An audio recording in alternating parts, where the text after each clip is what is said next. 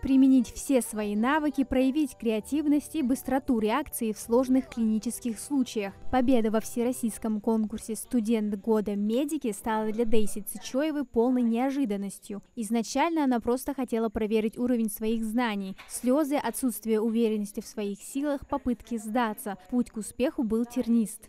Когда мы туда приехали, первый день это был как бы день знакомства, и сразу же в первый же день было решение задачек медицинских по своей специальности.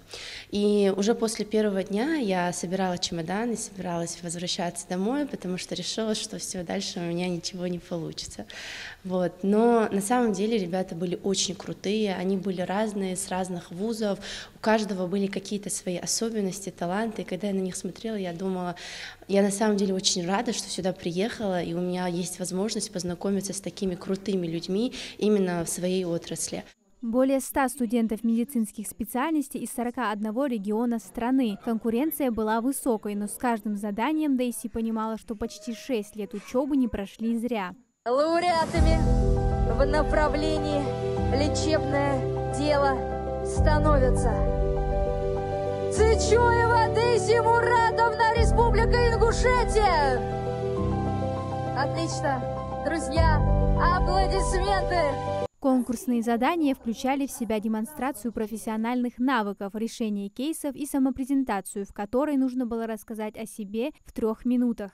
На самом деле 3 минуты мне было мало, но я старалась просто хоть максимально то, что можно рассказать.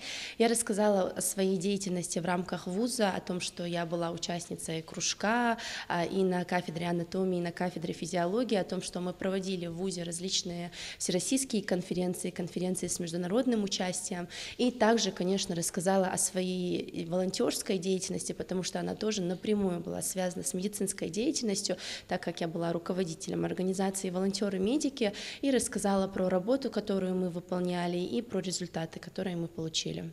Самым сложным заданием, из-за которого переживал каждый студент, оказалось именно практическое. Нужно было применить медицинский навык на реальном человеке. Времени на подготовку не было. Там была реанимация, получается, отделение реанимации, и нужно было оказать помощь человеку с анафилактическим шоком. Вначале, конечно, я была в ступоре, потому что это действительно было, вот действительно, как будто бы я оказалась 1 на 1 с пациентом, но я быстро среагировала и справилась, помогла пациенту. Девушка надеется, что своим успехом вдохновит молодежь республики достигать новых вершин. Большинство мгновенных успехов занимает много времени, отмечает Дейси. Результаты, которых она сегодня добилась, это плоды выбора, сделанного ею еще со школы. У шестикурсницы лечебного дела есть правила, которым она не изменяет. Нельзя быть ленивыми, даже если хочется лишний час поспать, я не знаю, погулять, нужно просто хотя бы послушать какой-нибудь подкаст, посмотреть видео для того, чтобы получить какие-то знания в медицине. Это должны быть упрямыми и настойчивыми, потому что когда кажется, что нет, тебе не помогут, нет, у тебя не получится, все равно нужно стараться и делать. И в-третьих, наверное, хоть как-то нужно верить в себя и быть хоть немножко самоуверенными, потому что когда ты выступаешь на большие аудитории, когда ты рассказываешь о себе, о каких-то медицинских темах, это все-таки бывает очень нужно.